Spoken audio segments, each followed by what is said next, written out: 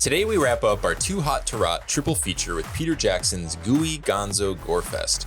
Moms are nitpicking, priests are ass-kicking, and one love-struck mama's boy just brought a lawnmower to a zombie fight as we visit the Wellington Zoo to meet its newest addition, a deadly rat zombie and its pustulating zombie horde in Dead Alive. Damn, I'm glad I didn't have to read that. Postulating. They're pustulating, right? Oh, yeah. Oh, yeah. Oh, God. They're more than pustulating. Jesus Christ. You're listening to How I Met Your Monster, a podcast that explores the introductions to your favorite movie monsters. My name's Zach. I'm Danny. And I'm Casey. And together we dive into the world of horror to find out how filmmakers have introduced us to our favorite monsters time and time again. This is How I Met Your Monster.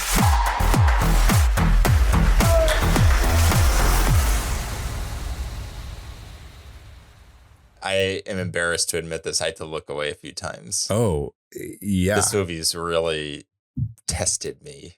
It's so hokey, though. It's so hokey, but it's like, ugh, the sounds. Yeah. Yeah. And I didn't look away like in the finale. I looked away at the beginning when it was just like singular stuff, like the pus in the pudding. Oh, Yeah. yeah. Oh, my God. Poor Zach. The freaking... We have a thing on this show, in The case white you're with new, blood. mixing like a milky substance with a red substance.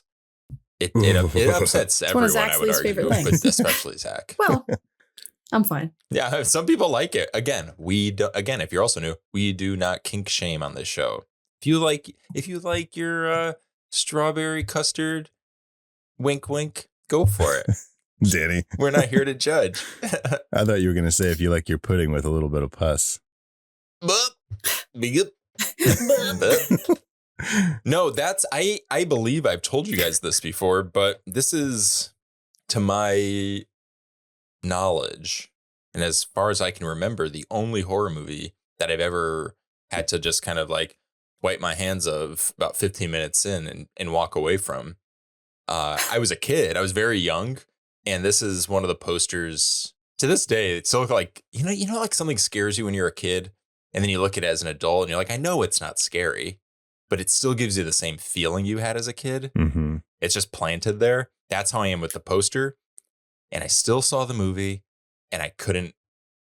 And it's a scene that we'll get to. I don't want to spoil anything right now, but it's a scene that you were mentioning. There may or may not be custard involved. And it was then and there. I was like, can't do it. Little 8-year-old Danny was like, nope. I just threw my hands up. I was like, I'm out. Little Just drinking 8-year-old, I grabbed my chocolate milk and walked out of the room.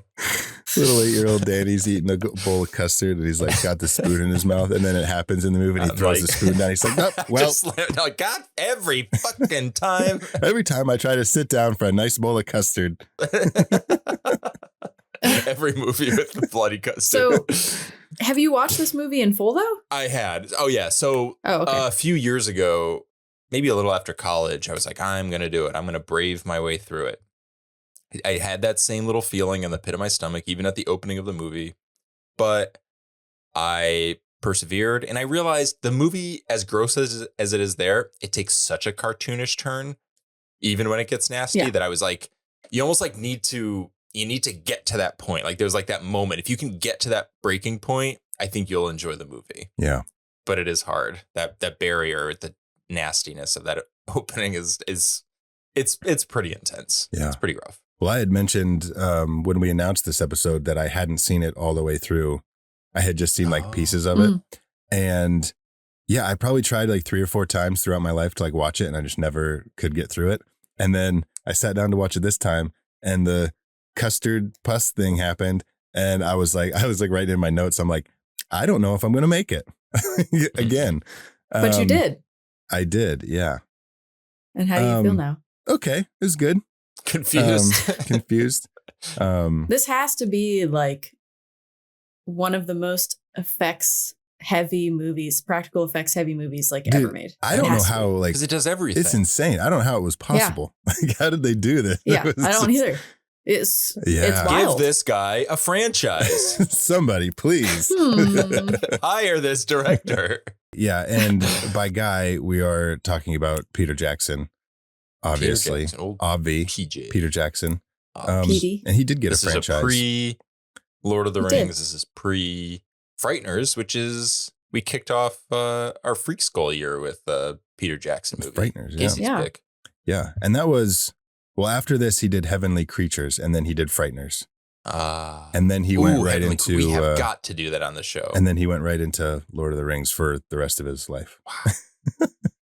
For the rest of his life. I think he's doing new ones now too, right? Like he's doing new Hobbit Doing the movies. Hunt for Gollum. Hunt for Gollum. Which I believe Andy Serkis is directing. I know he's in it. Yeah. He's Gollum, but That's cool. Yep. Kate Winslet's in it. Kate Winslet's in it from Heavenly Creatures. Yeah. Well, I love Gollum. I can't wait. me too. But yeah, I love we're Andy talking, Serkis. this is our final movie. Final. Yeah. This is our Rock. final we've movie. rotted our way. Oh God, we are ending on a rotten, I mean, the movie's not rotten, but oh God, yeah. it's gross. Can I say something? Yeah. I won't say there was not contention, but there was some debate about the name of this triple feature, Too Mhm. Hot to Rot. Some of us were like, you know what? It's just fun. It rhymes. We get it. Rotting. Cute. Yep. They actually That's what I- yeah, but they really were about like, because Zach, you were like, okay, does it have to be sexy rotting zombies? So you went with, Return of the Living which Dead makes sense. 3. Too Hot to Rot. Got it. Mhm. All of our movies have been horny, rotting zombie movies to some extent. Yeah. Mhm. Nosferatu, horny ass dude. Horny as hell. So Yeah. horny. Horny the movie, first yeah. one, Zach watching that movie, so freaking horny. Boner.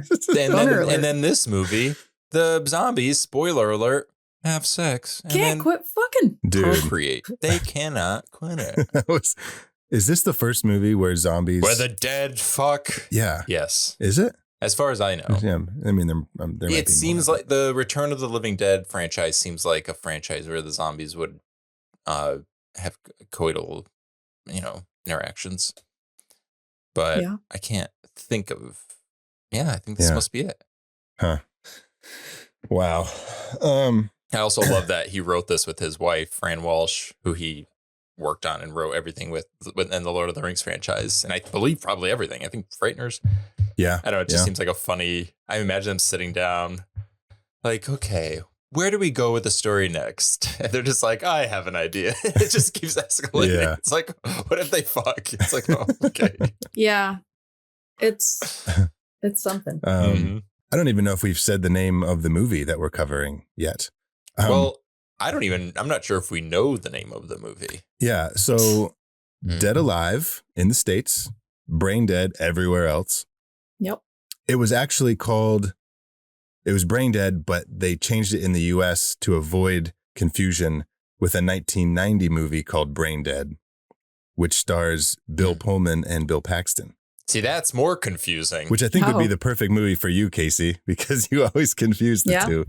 It probably won't help though. No, I it'd won't know probably which make one's it, which. Probably make it worse. But I'm less confused by the title. I'm more confused by Bill Pullman and Bill Paxton. Yeah. We need a movie where all the actors who like always get confused, like Dermot Mulroney and who's the other guy? Oh, I'm already fucking it up. They did a whole SNL sketch about it. Did they really? It's Dylan McDermott. Dylan McDermott and Dermot Mulroney. Oh, Just have a whole movie with is it their them. names? It's or do their they look names, alike? but it's also like their looks. So they're just so easily like not Yeah. interchangeable. They're both great actors. It's just they're easy to Yeah. confuse. And Yeah. And what, Chris Evans and Chris Pine and Chris. yeah, like all the Chris's and See, I know all of them. but they did Yeah. a whole SNL sketch about it where like in order to like win money, you have to say, is it this one or this one? And no one can get it because they think they're the same person. Chris Pratt. Oh Chris Pratt. my goodness. And Peter Jackson and Jackson Peter. That's a Oh good one. yes. That actually I think is where the title came from as like a joke. They were like, what if he looked over at Jackson and Jackson was looking at him, he's like, Pete, you think what I'm thinking? Is there a Jackson Peter? I just made that up. Is that a real? No. What a bit. What a bit. Oh God. Okay. Well, yeah, we're talking about Brain Dead, aka Dead Alive. Before we get into this, if you are new to the show, make sure to follow us wherever you get your podcasts, Apple Podcasts, Spotify. We're on YouTube, all that stuff. And check out our Patreon, patreon.com/howimetyourmonster. $3 a month. You get bonus content, access to our first 50 episodes, and just a place to hang out. So Patreon.com/HowIMetYourMonster. Social media. We're on social media too. Instagram, TikTok, We're on Facebook. social media 1.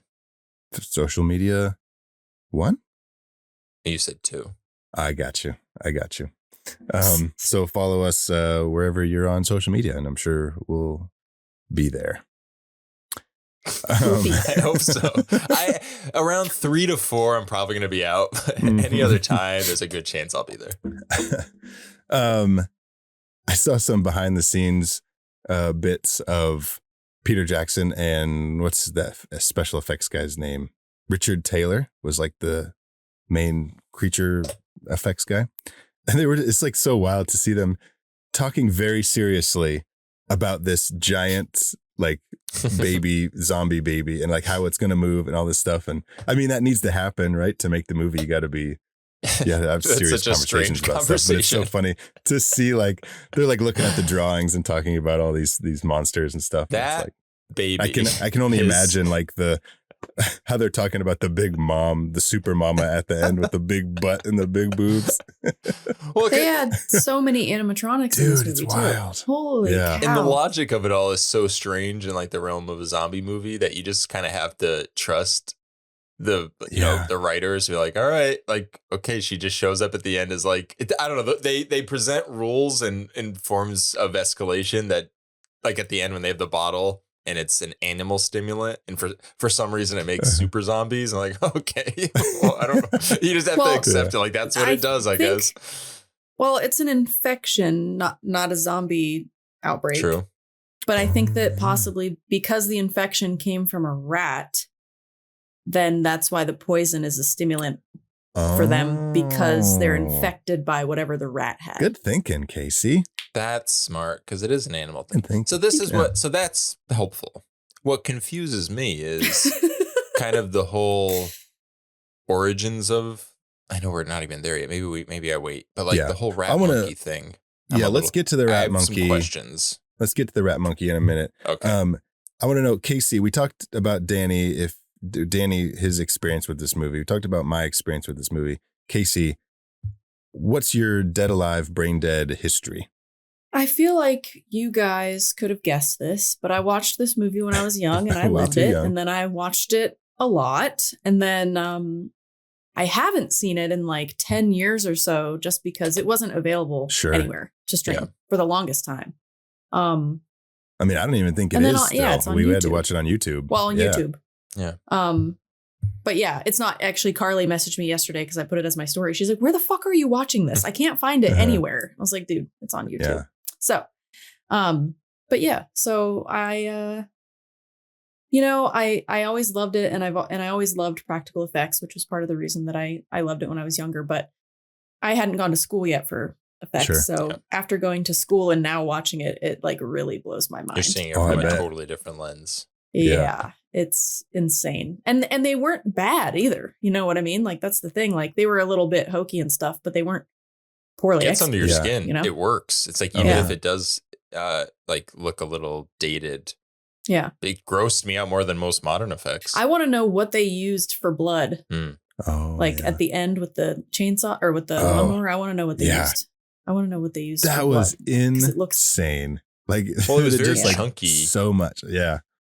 Yeah, it was chunky and it was like it was very like creamy, opaque. Mm-hmm. Yeah, you know what I mean? Like, so I'm like, I want to know what they used. It was like they mixed custard into it, probably. Like we got custard lying around. Should we just?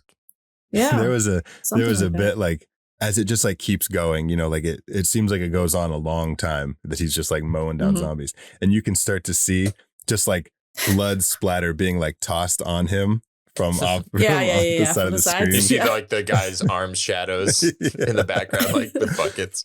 That's so funny. Oh shit, I was gonna say something. You said it's like hokey. There's so much like slapstick comedy in this movie. Yeah. And Peter Jackson actually called this type of movie splat stick. Oh, that's okay. So it's like a splatter movie, but it's slapstick. He called it splat stick. And I was like, oh, that's perfect. It really is funny too. It's so funny. Like when he's fucking running on the blood and he can't run away because he's just like slipping and running in place. What other movies would you say I would say Evil Dead 2 is the first thing that comes to mind as a splat Sure. stick. Sure. What else is there? Let's see Shaun if of the Google Dead? says anything when I say that. Shaun of the Dead. Shaun of the Dead is like bordering. That's more like comedy leaving intentionally. This one feels like it's a horror movie with the slapstick. IMDb has a Splat Stick, the definitive guide.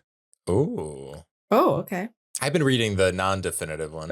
It says comedy and gore are a surprisingly good combination. Blah blah blah blah blah. Their number one is Cemetery Man. Okay, that's number. Well, it should be Dead Alive. Movie. Number 2 is Evil Dead 2. 3 is Army of Darkness. 4 is Ash versus Evil Dead. 5 is Braindead, the one we're talking about today. That should be number 1. From Dusk Till Dawn. What? Some of these make sense. Some of them do not. I see that to an extent. Fright Night.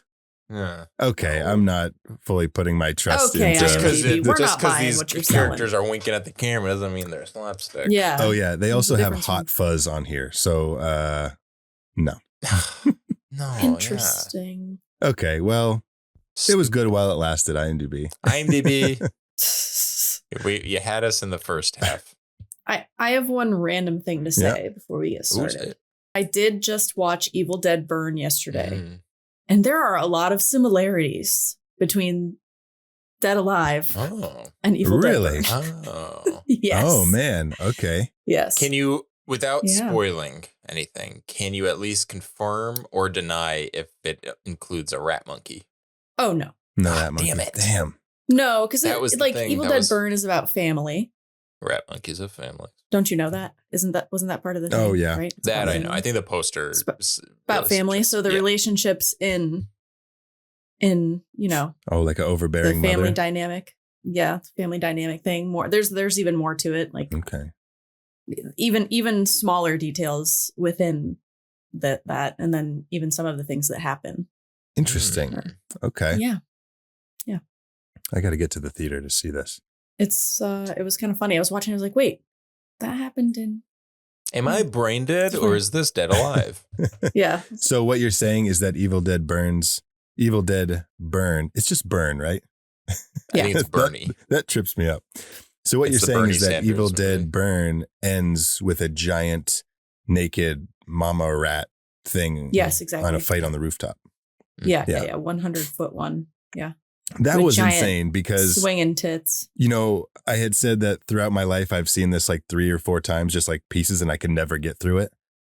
I had absolutely zero idea that there was going to be a giant creature rooftop. You don't fight. remember the giant monster mom who reverse births her son at the end of the movie in the climax? That was pretty cool. Well, it's interesting because I remember for that whole part, like I remember more just her hands. I don't know why, but that's like the part of that whole scene that I remember is her giant hands. Well, they come out with Uncle Les. You see the reveal with that feels Evil Dead-y, where it's like tapping him on the shoulder. Yeah, that's the biggest thing that I remember. Obviously, I remember like her giant body and stuff. Yeah. But when I think about the climax, I like think of her hands coming out. I guess they're just probably creepier to me than the rest of it. When I climax, I think about her hands. You think about her giant ass walking up those stairs. You said during the climax, you think about her hands, and it's when I climax. It's just a similarity. Weird, Danny. Okay. Well. Okay, so Danny just climaxed. Casey's thinking about the climax. Are we ready to talk about this movie? Yeah, let's go to New Zealand. Let's go to New Zealand. Oh, first let's go to Skull Island. Oh, that's right. Oh, yeah. We have some things to talk about. Does this take place, is King Kong here too? Because Peter Jackson later made King Kong. It's the movie that got him into wanting to be a filmmaker, the OG.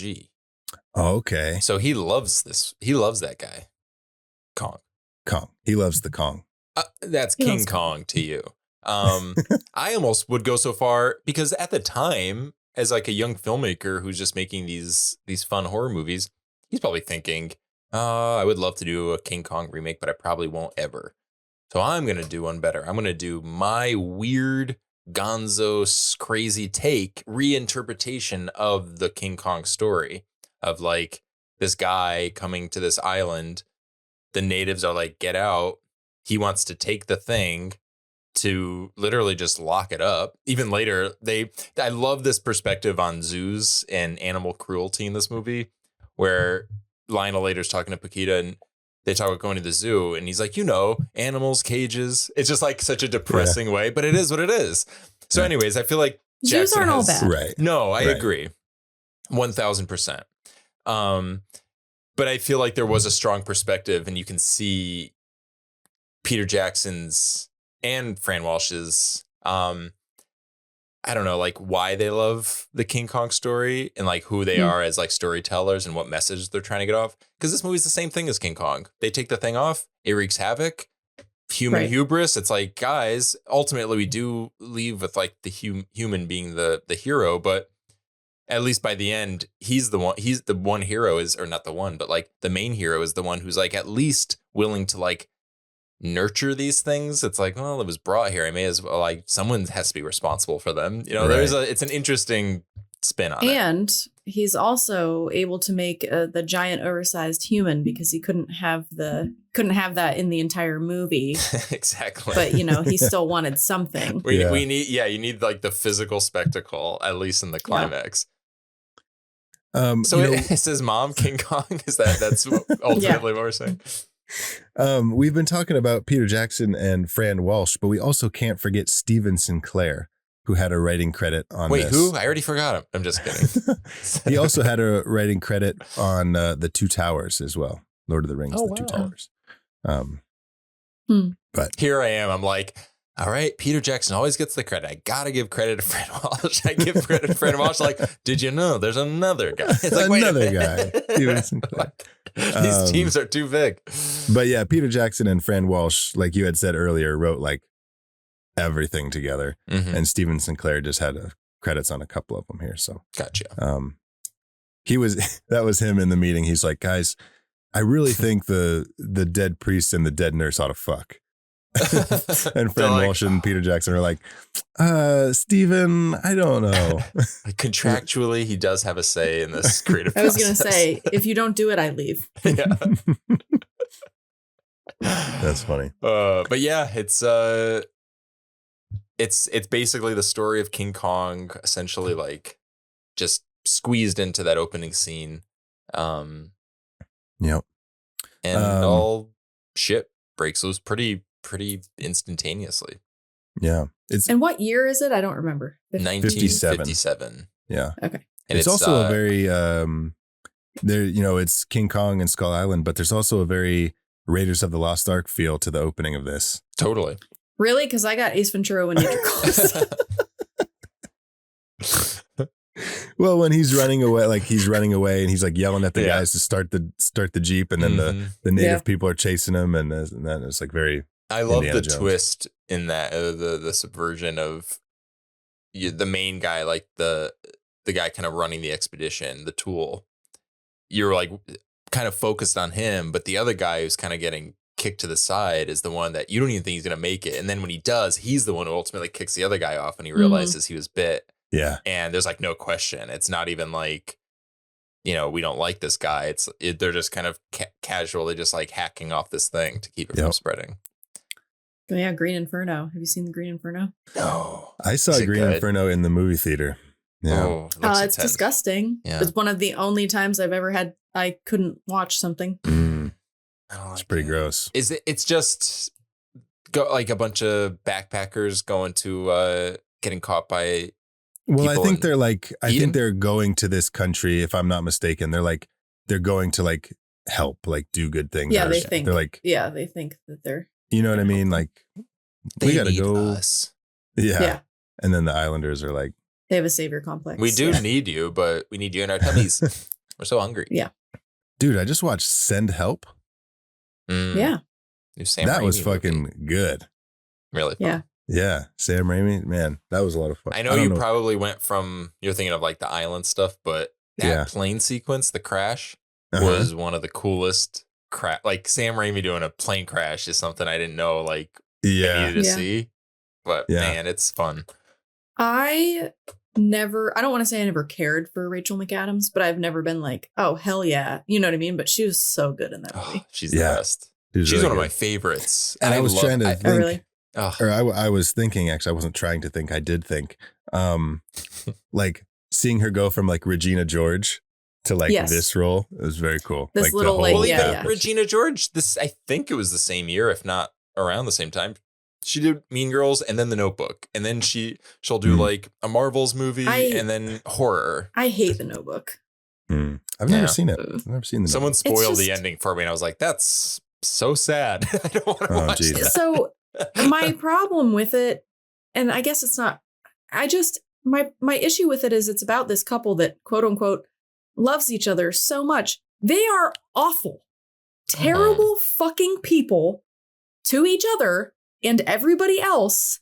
And this is like, I'm not blaming them for all of my issues with men, but this is the kind of thing that like when we're growing up, we're told like, oh, this is a great love story. Yeah. No, it's not. These two people are fucking terrible to each other. They should not be together. This is not what love or any kind of healthy relationship looks like to anybody. Sure. But This should not it be a thing. reads well in a script. And That's boy, right. is it And entertaining. it's so dramatic and we're all like taking tear-jerking notes. and blah, We're like, blah, blah. speaking of Notebook, I'm going to take some notes on this relationship. We're like, interesting. Well, okay. like honestly, one of my favorite like quote like romance whatever, you know what I mean? Like I loved the breakup because I was like, okay, that's a hell good movie. yeah. They didn't fucking like each other, so they broke up. Like that's you know, Is that it's Vince Vaughn and Jennifer Aniston. Jennifer Aniston? Yeah. Yes, and that's, you know what I mean? I just don't like these love stories that are like showing people horrible relationships and telling them that this is what love looks like. Anyway, now another I'm great get example, La La Land. They do it very well. Yeah. Yep. Yep. Now, what is love but your own dream? Love yourself, not Ryan Gosling. Well, are you guys ready to pull out some rib cages and Sorry. Let's go. We lost Danny to the jazz scene of I'm just in the street doing the musical number from the opening scene of La La Land alone. Just stopping traffic, getting hit by cars. Get the fuck off the roof. Another day of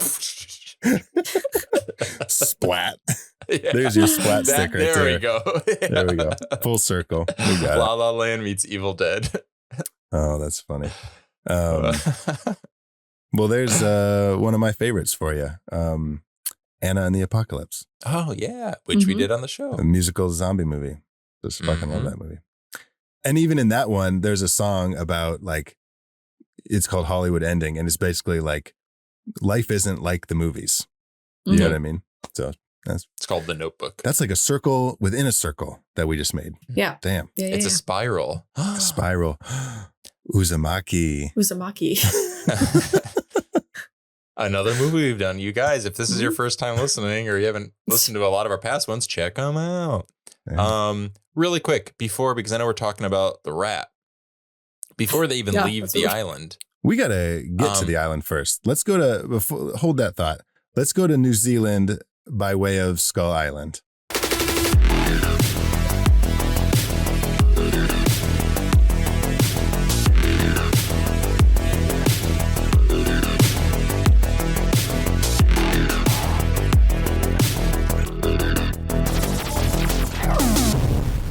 Danny, I know you had things to say about rats. I'm so excited to say rat monkeys and stuff. I love rats. But specifically. We need to tell our listeners that they're in for a ride because we have 13 monster reveals in this movie. And we actually had more, but we had to whittle it down because... Yeah.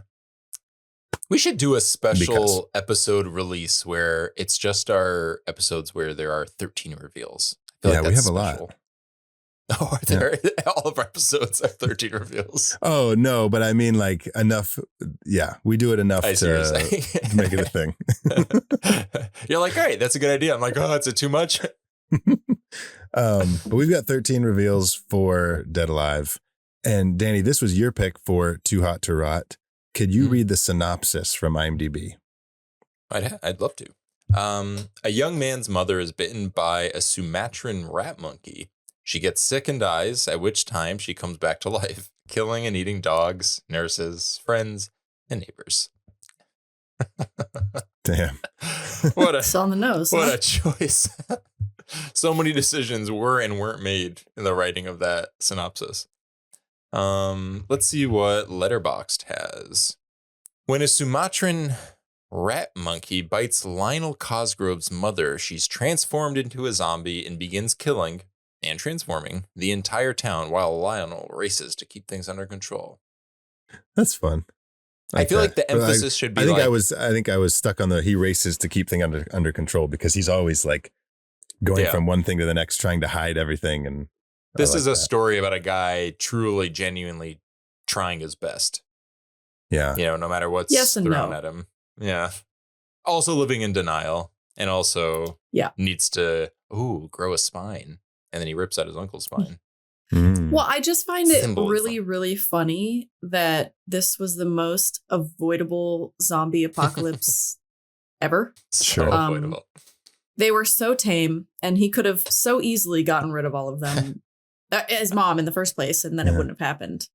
Yeah, there's a moment when they're like, can't do that. They're like attacking him or whatever, and then I know he was like giving them a sedative. But then then it like switches and they're just like sitting at the table and he's like feeding them. Yeah. They're hungry and he supplied the food, I guess. He's putting the sedatives in the food. Oh, I didn't see that. He pours the tranquilizer in their eggs. Oh, I see. Okay. But Casey, you also made a good point earlier that it's an infection. Yeah. They're not like zombies after brains. Right. They're just infected with pushing back on that because I agree and that's what it is, but I'm a little confused by some of the dialogue earlier in the movie when I keep calling them natives, but like, is there a better word I can use? I don't know if I'm not trying to be offensive, but tribes people, tribes folks, the islanders. It's all the characters from The Wicker Man. The Wicker Man. The Islanders. So you can say Islanders. Locals. I'll just say the locals. The locals. The locals.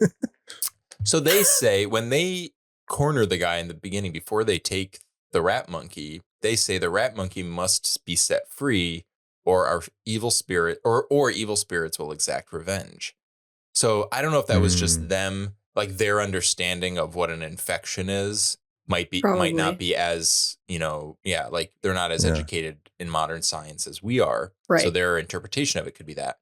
But to say it in the movie and then to never kind of bring it back makes me think like, is it a combination? Because then you also get the Paquita's mom or Paquita's grandma with the cards, right? And she gives him the necklace dagger thing that keeps him safe. And it points to the thing in the attic later. So maybe there's like a balance of like what we understand as science actually is supernatural and what these locals understand as supernatural has elements of science. And it's just so new to us. Serpent and the Rainbow. Ooh. I thought we were in Too Hot to Rot, not the last one. Speaking of which, we actually did an episode on Serpent and the Rainbow recently. Check it out. I'm going to keep dropping plugs anytime I get the chance to. Nice. I wish we had done a triple feature on plugs so I could have plugged our plugs. Mm-hmm. Hair plugs. Ooh. Coming soon. Starting off 2027. Hair plugs. Fear plugs. Plugged and plugged and prodded. Plugged. Plugged and prodded. Hair plugs, butt plugs, and bathtub drain plugs. Yeah, so what movies would we have? We would have to redo what's the movie we did with Michelle Pfeiffer? What Lies Beneath? What Lies Beneath? That was like episode 3. 2 or 3, yeah. Jesus. So that's our. Oh, I wasn't part of that one. No, I love that movie so much. So we need to get you in because that was also we had a big conversation about like shitty dudes and like to have a female perspective on that would be much more interesting. I'm great at shitty dude conversations. I'll tell you. All right, so that's bath plugs. We need butt plugs. We need hair plugs. What's a butt plug movie? I only thought of Society just because. Oh, Society's a good one. No, Society. It's literally like they're butt plugs, but it's their interpretation. It's an organic butt plug. I heard Casey typing. She just Googled butt plug movies. I know it. Butt plug horror. Oh. But it just came up with butt plug horror stories usually happen when toys without flared bases get lost inside. Oof. Or when people wear toys with hidden metal cores in your powerful machines. That's right, guys. Before you get your MRIs, take out your fucking butt plugs. God. because they will. I have a hair plug one. Shoot up through your body. I've never seen this, but Zach, I believe you have body bags. Mm-hmm. Where there's Stacy Keach receives a botched hair transplant. Oh, yeah. So Body Bags is like an anthology movie. Mm-hmm. And it's almost like if I remember right, it's almost like a kind of like selling your soul kind of thing. Like he wants. Yeah, his hair's thinning. Yeah, he's jealous of like a head of hair. And it starts to like, there's like little like worms in it or something. And it starts to like infect his head. And I think if I'm not mistaken, I think he knows that it's worms at the beginning, but he puts it on and he's like he gets it done. You basically, yeah. Maybe it's Maybelline. Maybe it's these worms in my hair. The Stylist could be another one. Stylist, what's that? The Stylist is from 2020. It's about a hairstylist. Mm. That was actually recommended to me by Zane a long time ago. Okay, then done. So our fear plug, not. What is it? Our plugged and prodded, plugged and glugged. Our plugged and glugged triple feature. Triple plugged. Our triple plugged is Society, The Stylist, and What Lies Beneath. Most insane triple feature. We have to do that. Like, we have to do that someday. All right. So on Skull Island. Oh, yeah. We've fallen so off the rails, you guys. Yeah. So off the rails. But this movie, Peter Jackson would be proud. We started talking about plugs, Serpent and the Rainbow. Serpent and the Rainbow. You fucking asshole, throwing me off because you knew I was going to bite. You knew I was going to go for it. I can't not talk about it. Yeah, No, it's good. Okay, let's jump to our first reveal. What do we say? We good with that? Yeah. Simeon Radicus. Yay. This is a pretty funny way to introduce a monster. Funny, but also amazing, technically satisfying, and disturbing. I was not expecting the claymation. Or like the stop motion. It's a claymation rat monkey. If you see the eaten the apple pit, or what do you apple pit? No, core. Falling onto the ground. And you just see this the stop motion rat monkey just like cold cock the other monkey, takes the apple, and then is like, It's a little bit interesting with all of the other choices that were made. Like we talked about all of the other effects that were used in the animatronics and stuff. I wonder why they went with stop motion for the main, like the reason this entire movie exists. Yeah. Instead of versus making an animatronic. Yeah. I don't know. That's a good. That's a good. But maybe like the technology see it that long. Wasn't there, right? Like, or because like the puppeteers on the big lady, the big mama. Yeah. Like that's all like people puppeteering the thing. They had legit animatronics. They had that one guy that was cut in half later on in the movie. His whole torso is an animatronic crawling around everywhere and shit. You know what I mean? Yeah. Well, is the rat monkey doing anything unique that like can't be done with animatronics? Can't think of anything. But it could just be like a fun, you know what I mean? Like it's goofy. Like this is a comedy. Yes. Yeah. And so it's like we can, so we will sort of thing. Like let's do a fucking stop motion. That would be fun. And you talk about like him being such a King Kong fan. Oh, like the stop motion and all that stuff from King Kong. Like his creature had to be it. Yeah. He was like, I have to do this in stop motion. I have to do the King Kong of the movie as a stop motion monster. Right. Okay, I stand corrected. I like that. Oh no, we figured it out. Like I didn't think about that until we talked about this. Because I was actually it stands out so much, and not in a bad way. It's just stop motion. It just looks like stop motion. Well, that's cool. See, that's why we talk about things. That makes me like it even more. That's why we talk about things. We figured it out. It rips off the monkey's arm, and then the important thing here.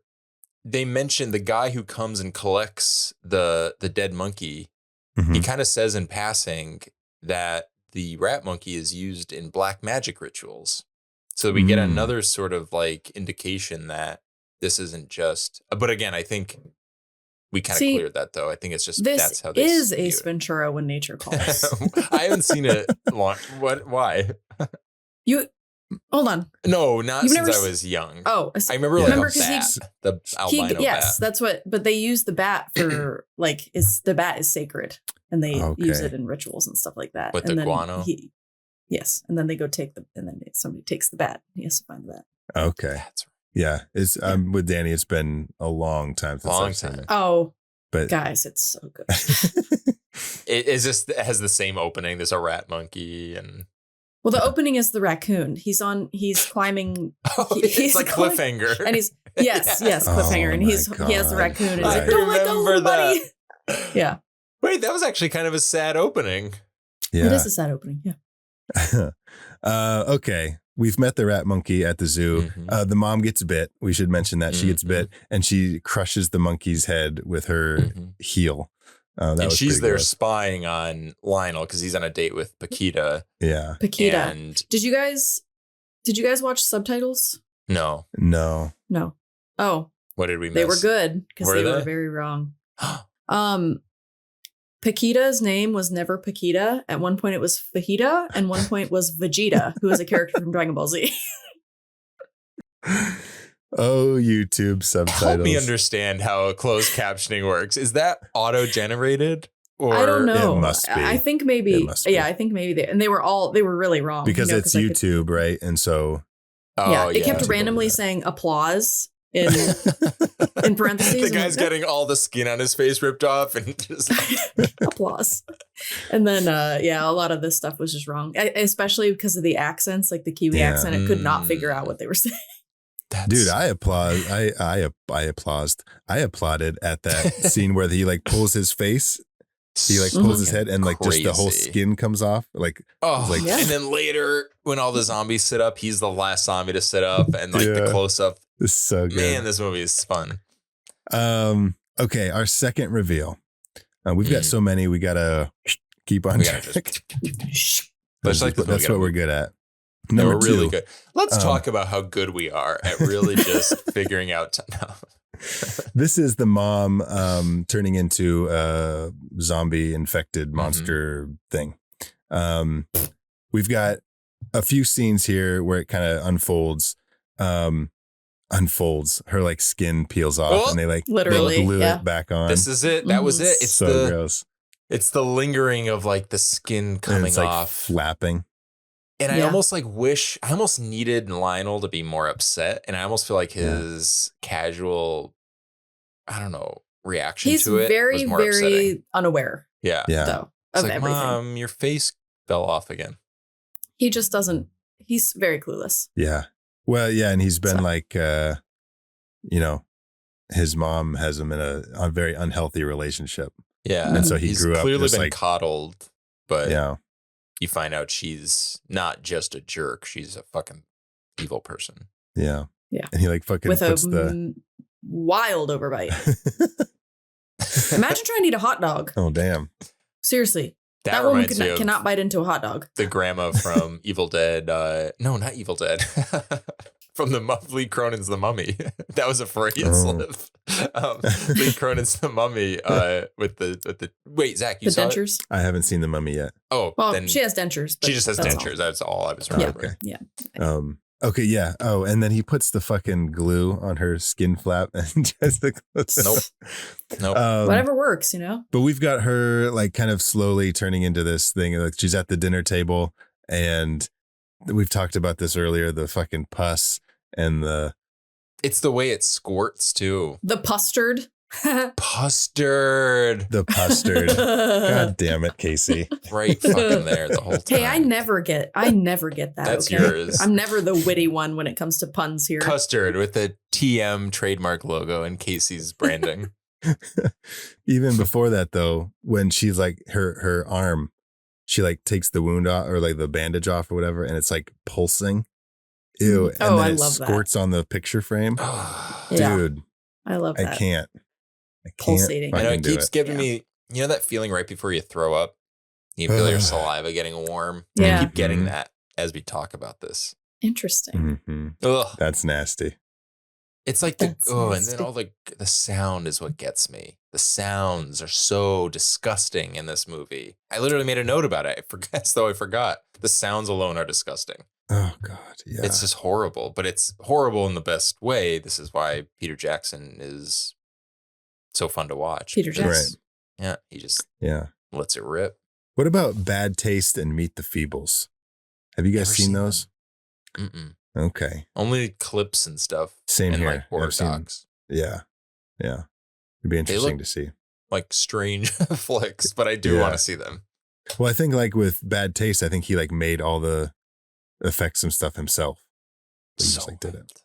I don't want to go back too far. And this is, you guys, Casey, start the clock, 30 seconds. Sure.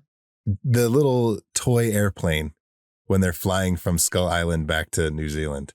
And it's like the shot of the plane, and it's clearly a toy plane like over some fake clouds, and it's like bumping around. It was just a very cool little effect. Like, do you know what I mean? Like they tried to do a big budget look with what they had with the low, and it's just very cool. Zach, like, bring it home. She's running down that It was clock. very 5, fun. 4, I'm done. That's it. 3. Woo. No, I'm kidding. Perfect. Damn. That's like those little details I love about this movie. Yeah. Yeah, you can see some of the fishing line later on in some of the. Oh, okay. Some of You the see effects, fishing too. line, you see like bungee cords. Yeah. It's pretty great. It's all in good fun though. Like this is Yeah, this is great. the movie to be, to show the holes. I love it. Oh, show Yeah. me the holes. Plug them up. Plug God. up the holes. Jeez. Plug it up. Plug it up. Oh, fucking Carrie. We could do fucking Yeah. Carrie. Yeah. Yeah. For plugs. So Anyways. It's a different kind of plug, though. Yeah. But anyway. Yeah, it's a quadruple feature. That's our Patreon special.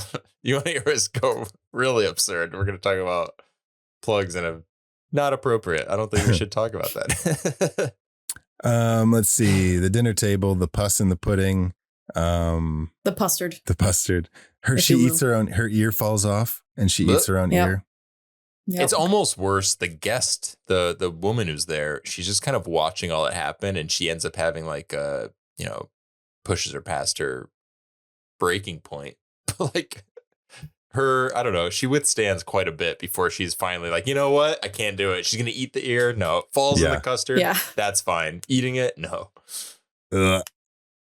It's And another gross. part of this second reveal with the mom turning into a monster, Paquita sees the mom eating her dog, Fernando. Mhm. Paquita's own dog gets eaten by the mom.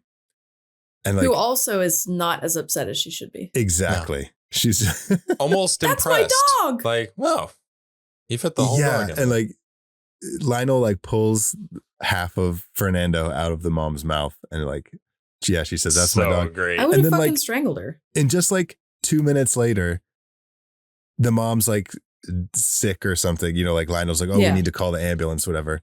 And Paquita's like, I'll help. I'll go help pack the And she clothes. goes and I'm gets like, all of her stuff. what? Yeah. No. Just Grieve fucking- for like 2 seconds. Grieve. Right. I think that is the, because she wants love so badly. Yeah. And like the cards told her that like Right. this that man is going to be like, Lionel was the one. yeah. So she's doing whatever, Yeah. Grandma said this would happen. My mother-in-law would be eating my dog. C'est la vie. Now, our third reveal is the nurse, right? Mm. But I want to talk about how we get to this third reveal. The mom kills the nurse by sticking her fingers Oh, so Right? good. Under the skin. under her cheek skin. Cheeks. And then, Yeah, if you've ever buttered a Thanksgiving turkey and like you have to get under the skin, that's just if you can't stomach the movie, think about that and then change the turkey to a face. Delicious. Uh-huh. Yeah. Fuck. Yep. and then does she like, I forget how the head falls off. Does she like pull And the she head like back? rips it back. She Rips it rips back. it, And then yeah. I love the ongoing gag where the head just keeps flopping. Mhm. He back feeds and her forth. later, And later by when lifting. she's- Oh! Yep.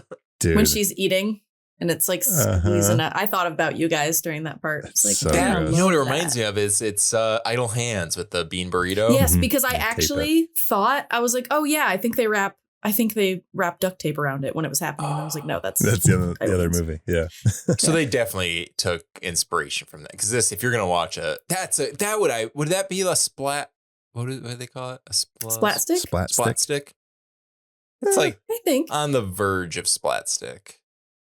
Yeah. It's See, more when I like- think like splatter movies, Yeah. I think like this, like very messy. Yeah, Yeah. that's And more I just don't comedy. think like, I don't think evil dead. I don't think. I don't think idle hands This is very a very slippery. good transition because Zach, I believe the following scene coming up is the the Nazi doctor whom It's the Nazi you wanted to doctor. talk about. And I think that's probably, I read that in my notes and I probably like subconsciously went into like a fucking German He's accent. just already doing a bit. But yeah, we have an honorable mention here. It's not an official reveal because he's not like a monster, but the veterinarian that Lionel goes to get like sedatives ends up being like a crazy Nazi. Literally, So like you see like the weird. patch under his. Oh, I under missed his- that. Yeah, he's like wearing his jacket and he's wearing his like veterinarian white lab coat.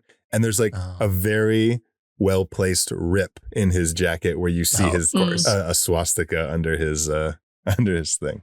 So that's like basically the setup to the character in The Frighteners, who you also find out has a swastika. Oh yeah. That's Yeah. interesting. I wonder if there's something.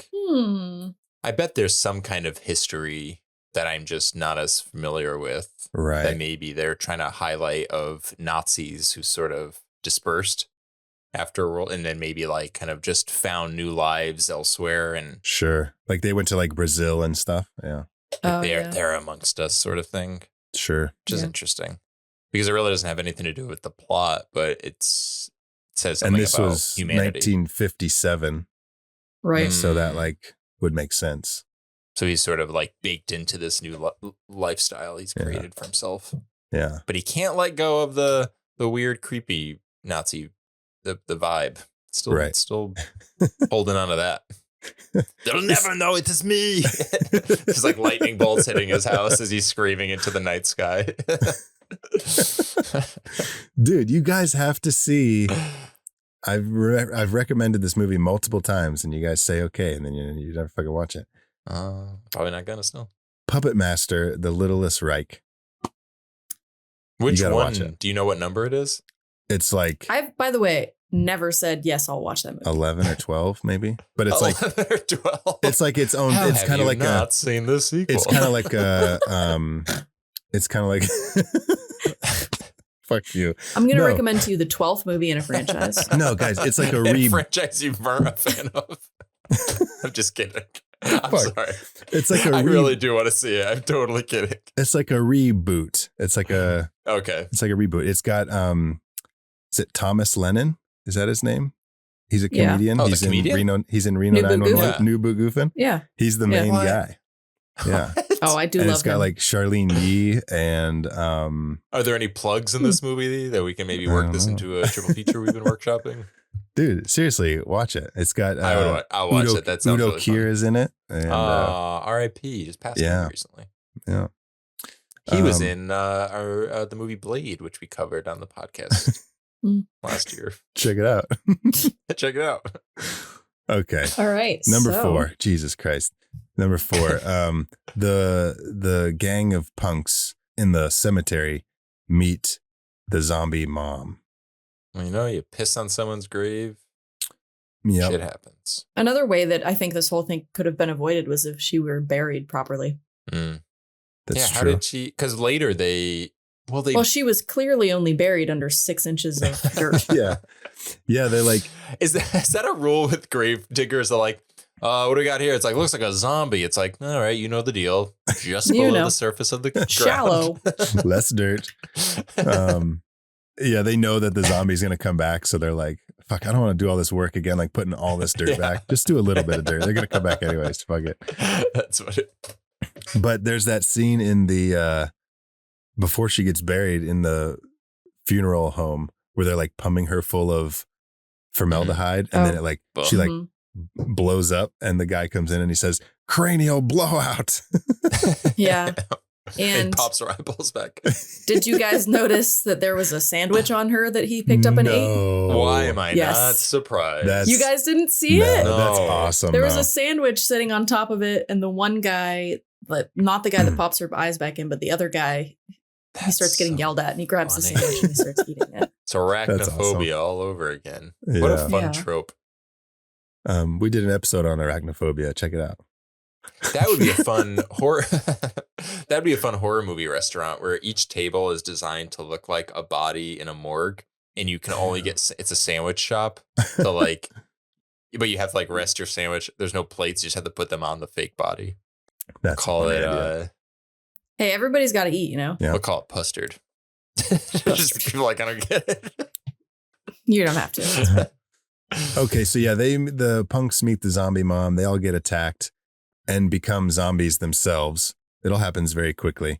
And then our fifth reveal is in the same scene, but it's the priest and Lionel meeting the newly formed zombie punks and the zombie mom. Casey, what's the line? I kick ass for the Lord.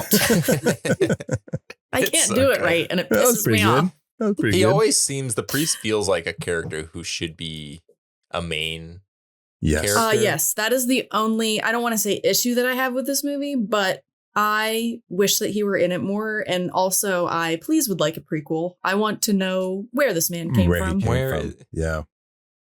He's kind of Totally. like the Reba. This is like my favorite part of the movie. It's so good. This is where if you're not in it here, you're not gonna like the movie. Right. Like this is it. But he has a similar vibe to Reba and her husband in Tremors. What's his name? Rick? Steve? Jesus, Steve- no. He's the recurring character in all the rest of the Yeah. Tremors movies. I don't know why I'm sorry. But he's got that vibe of like, It's not he's Earl. cool. Earl. Is it? No, Earl is Fred Ward, right? Merle? A Pearl. What if they're all Earls? So Carol? Merle? Bert is who you're thinking of. Bert Played by and Earl. Michael Gross. Bert and Mm. Earl? Bert and Early. But yeah, and then the priest gets impaled on the statue.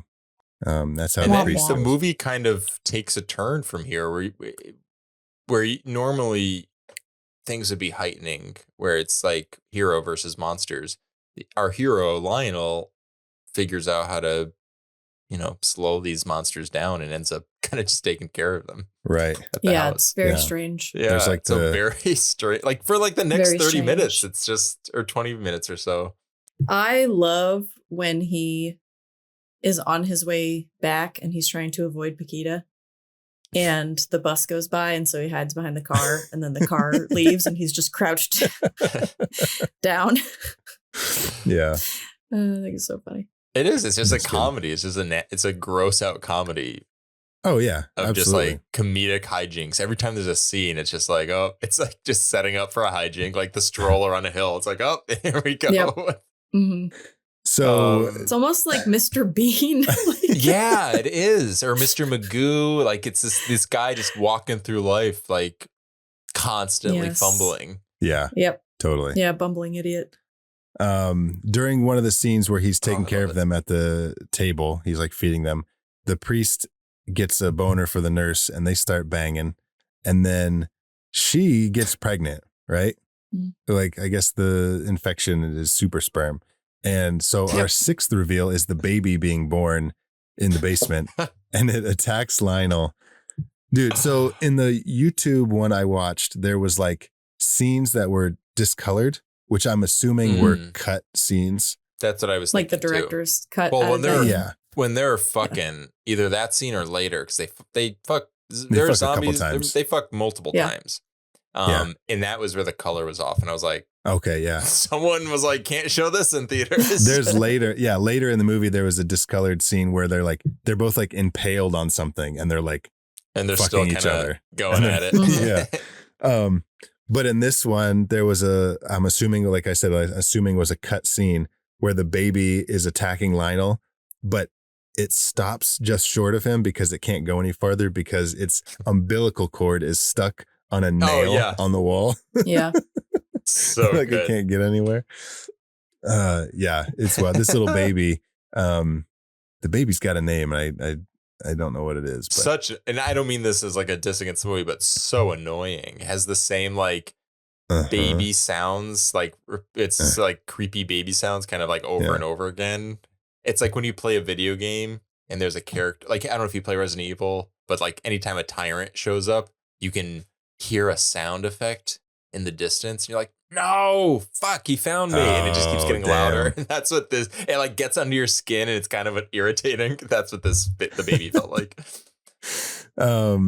And there's clearly scenes where you can see it's like a person in the baby suit, which is so like, it's just so it's like fun. In Chucky or Child's Play. You know what I mean? In like a serious movie, you would be like, oh my God, that's ridiculous. But this is just, it adds to the humor and it's perfect. I would go so far as to say it's just further proof that horror is the best genre. So, do with that what you will. The scene in the park is great with Lionel takes the baby to the park. It's so weird. And the stroller's going everywhere and he's like beating up the baby and people are watching him not knowing what the fuck's going on. But it's so like, it's just so weird. It's so weird because he's, like he's taking care of all of these zombies in his basement. He goes as far as to try and take this baby on a walk for some reason.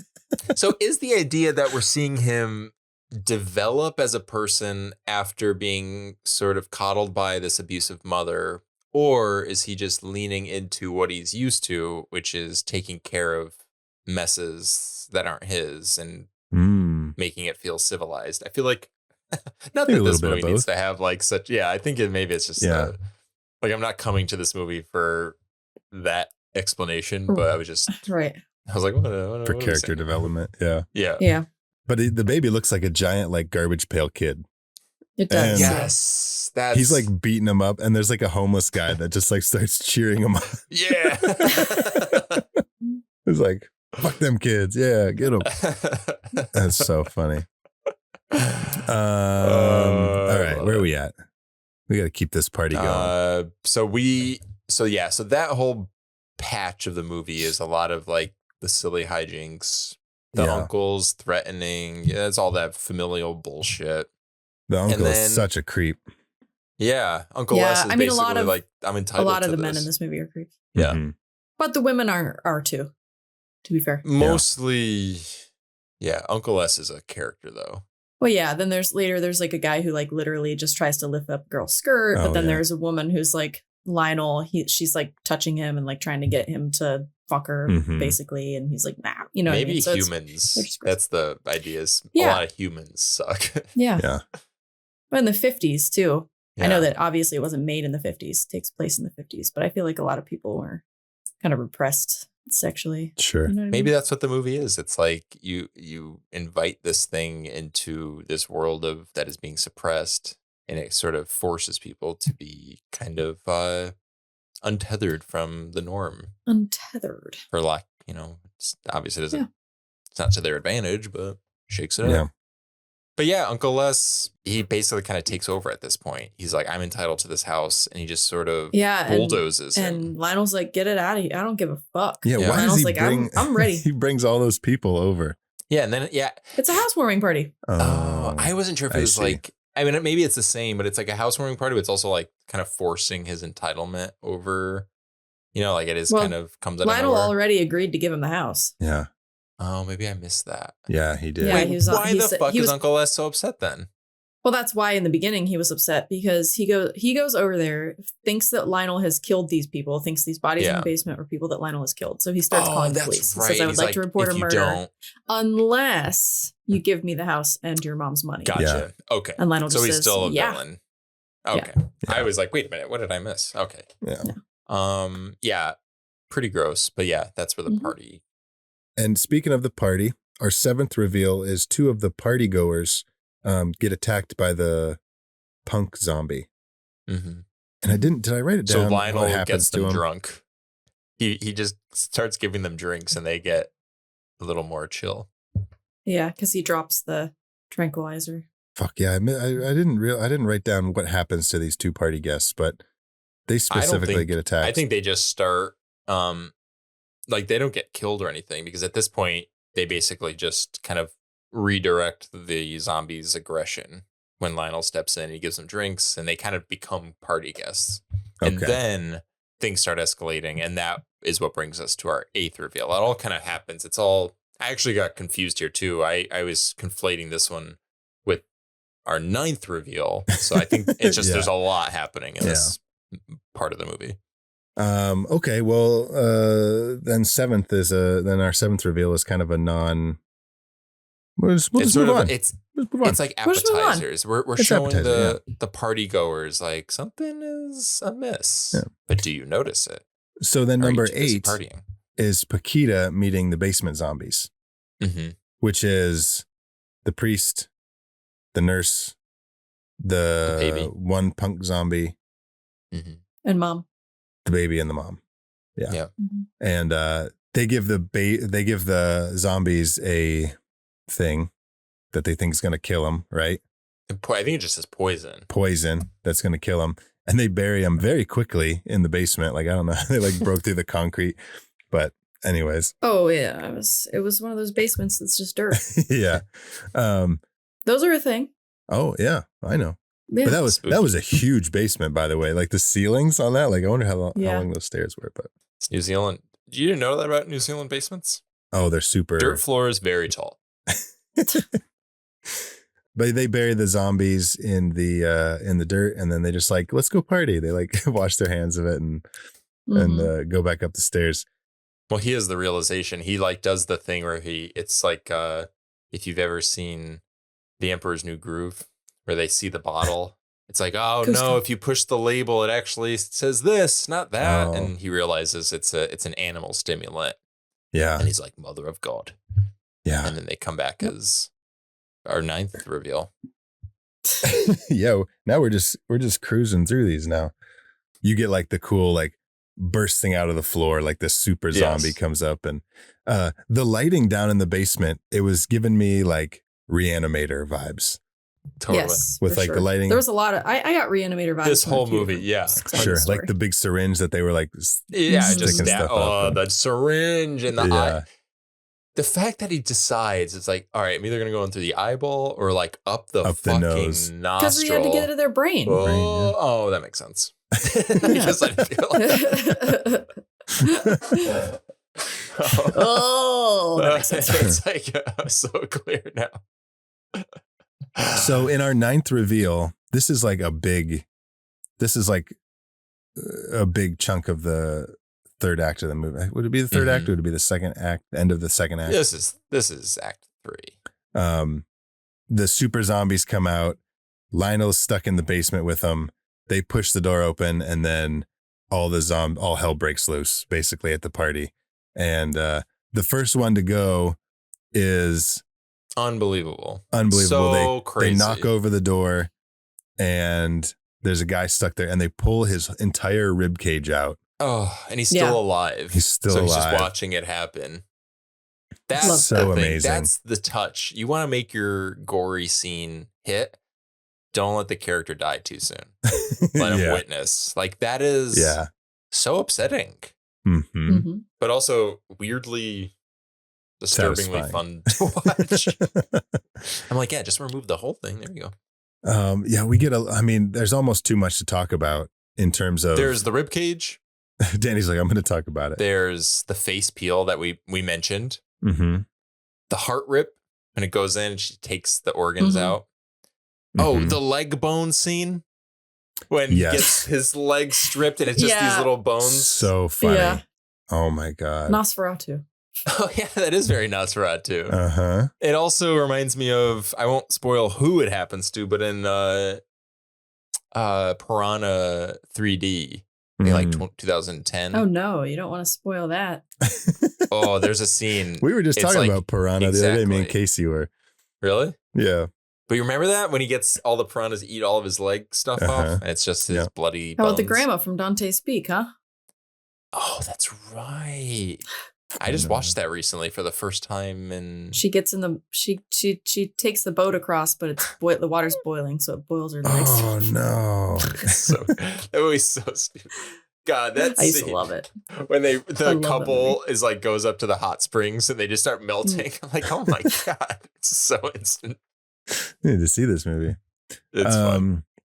Yeah, we get. I wrote down neck bit, but I don't remember why I wrote neck bit. It must be with the nurse. The sister gets bit in the neck. Sister gets bit in the neck bit, not bitten bit, just the bit about the neck. Oh yeah, actually, maybe. I don't remember. It was a joke about a neck. Did I write neck bit like a little gag with a neck, or did I write down a neck getting bit? Someone's neck gets bit. You get the zombie on the punk zombie punches through a lady's face and his hand comes out her mouth. Oh, so good. So good. And then absolutely insane. Later, they stick her head on a light bulb and her whole face lights up. I love that. I want that light fixture. Yeah. You either that get light fixture. the Christmas leg from A Christmas Story lamp, or you get the human zombie lamp from Dead Alive. Yeah. I love it. Oh yeah, that was Mandy the zombie, because Rita, the Paquita's sister, is like talking to her, and she's like, Mandy, it's me. And then Rita and Paquita. Oh, I just put that together.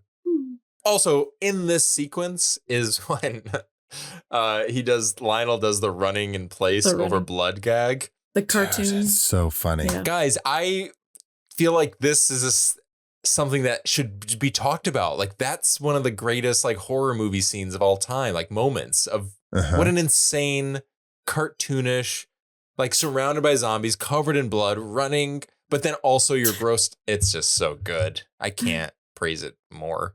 Yeah. So I won't. Well, yeah, it very much encapsulates what Peter Jackson categorized this movie as splat stick. That's like, it. I mean, that's it right there. That's the moment. Yeah. So Lionel has this ongoing, recurring encounter, I guess, with the punk zombie who keeps attacking him in different forms. Like, he gets ripped apart, but then like he's still fighting his torso and his legs are outside, like kicking the door. Like he kicks him in the face or something. But our 10th reveal is when his guts come out and Lionel meets the zombie guts, right? That like his little butthole like farts. His little butthole. So is the idea that when you are infected with this thing, all of you become sentient? Like, every part of your body is sentient? I'm not sure there's a rule. Yeah. What's the science? I think they just wanted to do as much as they could. Yeah. But that is one of the great, like, that was a surprise for me because I didn't remember the zombie guts. Yeah. And they kind of steal the show at the end. They're like, totally. Talk about Indiana Jones. It's like it's like a whip, but it's intestines and and it like wraps around, and as you see its lungs, like the lungs are breathing. And then it checks itself out in the mirror. Do you remember that? And it's almost like looks like the pancreas or something. It has like almost looks like two eyes. It's like two little valves coming out, and it's just like, ooh, it's so crazy. It's like so insane. It's society meets the substance. It's just like, Yep. He also encounters the zombie guts when he's in the attic and he finds the dead body of the woman that his dad was sleeping with. And like all this backstory kind of unfolds that like the mom had drowned both the dad and this lady, and then hid the lady in the attic. Just right there. Which, why, first of all, but second, so strange, I guess. Yeah. It's such a big plot point. Almost like they have to really tell the audience, like, she's bad. She's bad. Do not sympathize with her. And I get it, but it's also because he finds it, and so that's his moment where he's like, my mom sucks. Yeah. But I felt, it was just so, obviously I love this movie, but it was so like not even, we don't care. So irrelevant. You know what I mean? Like, we're not wondering, 100%. We're not like, if you were just to say like, you suck, mom, we'd be like, hell yeah, you do. Like, we didn't, or we didn't even just say, and you killed my dad, and I fucking, like cover that up for you all these years because you told me he was wrong, but you were wrong. Yeah. Like, to have it be this whole thing that he discovered, the corpse is still, it's such a funny over the top reveal. And his necklace that's like protecting him that Paquita gave him, it points the way. It's like a compass. Like says, open that box. That's funny. Oh, I love it. Meanwhile, the uncle, who is just terrible, and he's gotten himself into all these situations. I hate him But that shot of him hacking zombies with the dual kitchen knives is Oh, pretty yeah. cool. It's pretty sweet. Yep. Like Like it's pulls back and they it's all did this- need him. I will say they needed him for a second. They needed the tank. Yeah. Yeah. Yeah. That was fun because it had like that. I don't know. It was like sped up, right? So Again, like, it's the cartoon. It's like he's a. mhm. But he's down in the basement now chasing the baby. He hates the baby and he's trying to attack the baby. And he meets Super Mama with the big hands come out and tap him on the shoulder. And it's very fun. The Tom Savini scene from Dusk Till Dawn. Yeah. Oh, yeah. Yeah. I was like, what does that remind me of? Yeah. I mean, that's really all that reveal is because it's a quick moment. You don't actually see. I think there's like shadow play, right? He turns around and like you see shadows of like hands and stuff. But so here in the movie is where Lionel comes in with the lawnmower. Party's Iconic. over. Dude, iconic, just Everybody knows this part of this movie. crazy. I mean, we've talked about it earlier in the episode. It's just insane how much blood and just how long it goes. Yep. Oh, it does not. It never ends. This scene is part of those like 100 best like horror movie moments and stuff that were always on TV when we were growing up. Yeah, totally. And meanwhile, Rita, somehow the baby is in Rita now because the baby rips out of Rita, like maybe out of her mouth or something. Oh, Rita. I was confusing her with Paquita. Yes. No, Rita Paquita they're two different people. This feels like maybe what inspired the poster for the movie. Oh, a little, yeah. like loosely. Oh, yeah. Because her face is ripped open, the baby's. Is that a baby face? No, on the poster. I I don't don't think think so. so. No? The But it poster might be doesn't. Rita. The zombie thing on the poster doesn't look anything like Oh. any of the. Okay, it's just a generic zombie. yeah. Do you know what fucked me up about this movie poster so much now that I'm looking at it again? Is it always reminded, because I didn't watch this when I was younger. I watched the opening, was too scared. But what I did watch a lot as a kid was the Bill and Ted movies. And in Bogus Journey, isn't there a scene where like there's the robot and they kind of like reveal it by like opening their mouth like that? Yeah. And I think that movie then disturbed me more because I connected it with this poster. So then I always thought Bill and Ted 2 was a really scary movie. Hmm. There's another poster that's, I don't know if it's like a legit poster that was from the movie, but it's like the actual, it's like it is her face being ripped open by the baby hands with a bunch of other stuff coming out through it. Oh, that's interesting.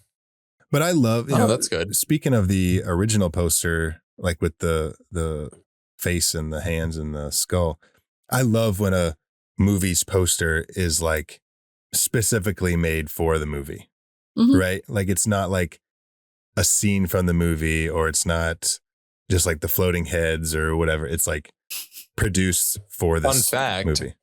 Zach made an incredible poster for our short film Cottonmouth. Thank you, and it does just that. Thank you. It takes the idea from the movie and it blows it up. Let's see. Number 12, our 12th reveal. We're almost there. Two more. This is a quick one. Our 12th reveal is the zombie uncle. The uncle is now a zombie. And it's almost a callback to our Return of the Living Dead 3 episode, because it's a head on top of a spine that's like walking around. So our Too Hot to Rot triple feature is coming full circle. Yep. That's when you can see all the fishing line too. Oh, really? And that was what Nosferatu, that's what Count Orlok called his penis. His little spine that was just. His. That's what his penis looked like. Well, I guess there's no bone in a penis, so. Then why do they call it a boner, Danny? Interesting that you should ask that. First, you're going to tell me that the earth is round and then penises don't have bones? Get out of here. That's what we talk about here. Bone. Ooh. Bone. We're all just flesh and boners.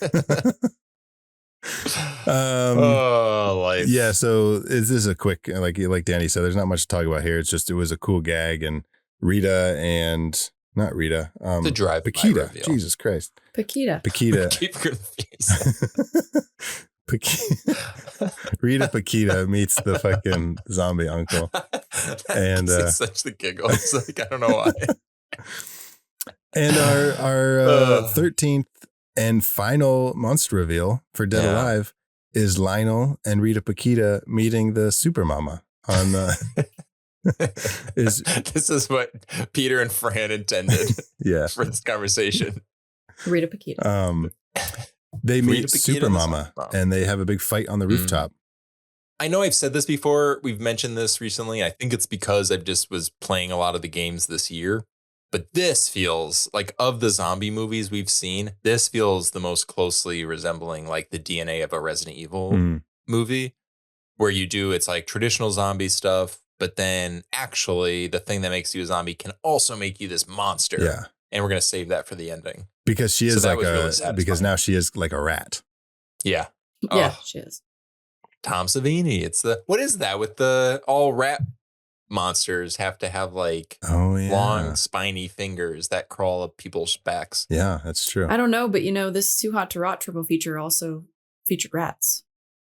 Oh, yeah. Each one had rats in it.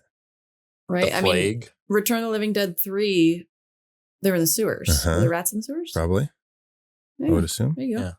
And then Nosferatu and this and Too Hot to Rat. Too Hot to Rat. But damn. Too Hot to Rat. Too Hot to Rat. That's the Kiwi. Too Hot to Rat. That's the Kiwi accent. Her big old titties and her big ass cheeks. You can't get over it. Are you into this woman? I was not into it, but I thought that was so funny.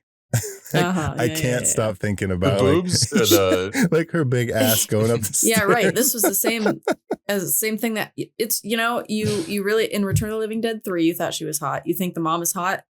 I just think it's so funny. But you were let down by Count Orlok's penis. But what? We don't kink shame. You were let down by Count Orlok's penis. I was very let down by. You're a size queen. Even Count Orlok was let down by his own penis. Let's be honest. I'm sad I missed that episode. I feel like I would have had a lot to offer. Oh, Count Orcock. Yeah, we didn't say that. Damn it. I know. I realized after we recorded, I was like, we didn't use any of the puns that Danny gave us. All right, let's wrap this shit up. You don't scare me, Mom, is what he says. Yeah. Yeah. And also, when we find out that the mom, she is actually a monster, it explains a little bit more clearly why she was jealous of Paquita to begin with. She is an overbearing mother, sure. But she also is like fucking psychotic and she wants to kill him because she wants the son for herself. I know that this wasn't purposefully done, but her overbite is so bad she's got like a rat teeth and, she turns into a rat. Oh, yeah. Yeah. Setting it up. I love it. Yeah. I do have I know I mentioned this phrase earlier, but I'm just looking at my notes and sometimes my own notes make me laugh because sometimes I'll just write exactly what's happening. Mm-hmm. And I wrote, she reverse births him, but he has the magic knife. Like, oh, it's not like for a zombie movie. It's just like, what the fuck is happening? Yeah. It's such a strange movie. Yeah. Her stomach opens up. Because I keep forgetting it's a magic knife. It's so crazy. I actually don't remember where he gets it. I've got a short film that I wrote like years ago about it's called Reverse Birth somebody's stomach knife. Opening up like a big mouth and like eating the person. And I was like, damn, like when I finally saw the end of this movie just the other night, I'm like, oh shit, I should have watched this a long time ago. Magic knife. You should do that short. Oh, it would be fun. I really want to. That'd be a lot of fun. Do it. But that's it, you guys. That's you did it. That's Dead Alive, aka Braindead. Actually, it's Braindead, aka Dead Alive, because we're the odd ones out over here. Brain Dead Alive. Brain Dead Alive. That's our final movie in Too Hot to Rot. So now we're gonna wrap it up with some segments that we like to do, some seggies. You know what I mean? Just a couple. Some seggies. Just a few. We got some seggies. Let's wrap it up. All right. Well, now it's time to choose our favorite reveal in Brain Dead Alive. I'm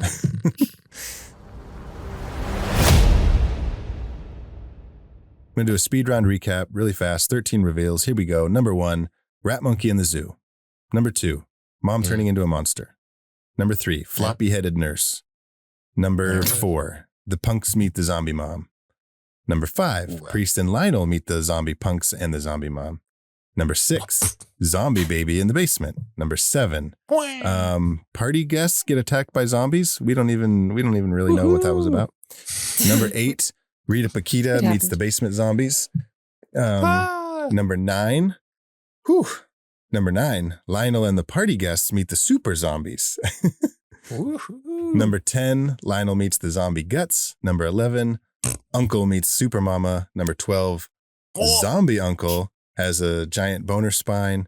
And number 13, Lionel and Rita Paquita meet Super Mama.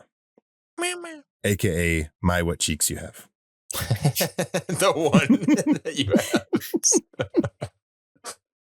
She's built like Nicki Minaj. That's funny. That's so funny.